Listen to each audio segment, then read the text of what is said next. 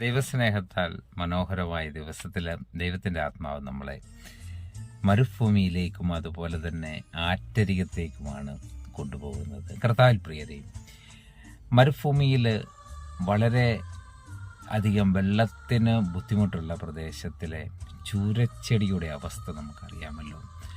അത് ആ ഒരു അവസ്ഥയിൽ അത് ഉണങ്ങി അതിൻ്റെ ജീവൻ നഷ്ടപ്പെട്ടു പോകും. അതിൽ നിന്ന് യാതൊരു ഫലവും ഉണ്ടാവുകയുമില്ല. അതുപോലെയാണ് നമ്മൾ ലോകത്തിൽ ആശ്രയം വെച്ചാലും നമ്മളിൽ തന്നെ ആശ്രയം വെച്ചാലും എന്ന് യിരെമ്യാ പ്രവാചകൻ്റെ പുസ്തകം 17-ാം അധ്യായത്തിൻ്റെ 5-ഉം 6-ഉം വാക്യത്തിൽ പറയുന്നുണ്ട്. അതിനോട് ചേർന്ന് 7-ഉം 8-ഉം വാക്യങ്ങളിൽ പറയുന്നതാണ് ആറ്റരികത്ത് വച്ചിരിക്കുന്ന വൃക്ഷം. കർത്താവിൽ പ്രിയരെ, വളരെയധികം ഉഷ്ണം വരുമ്പോൾ നമുക്ക് അറിയാം, ചൂട് തട്ടുമ്പോഴൊക്കെ ആറിൻ്റെ അരികത്തിരിക്കുന്ന വൃക്ഷത്തിൻ്റെ വേരെങ്ങോട്ടാണ് പോകുന്നത്? ഈ ആഴമേറിയ ഭൂമിക്കടിയിലേക്ക് ഊർന്നിറങ്ങി വെള്ളത്തിലേക്ക് പോകും.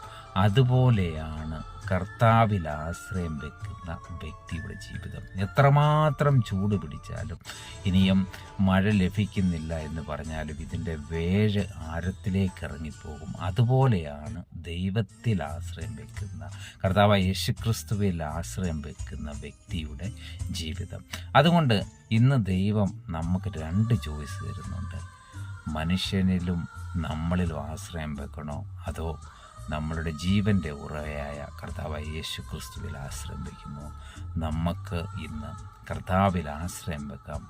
അതിനുവേണ്ടി ദൈവത്തിൻ്റെ ആത്മാവ് നമ്മളെ കർത്താവിൽ നിന്ന് ആഴത്തിലേക്ക് ആശ്രയം വെക്കുവാനുള്ള കൃപ തരട്ടെ എന്ന് പ്രാർത്ഥിക്കുന്നു. ദൈവം നമ്മെ അനുഗ്രഹിക്കട്ടെ. ആമേൻ.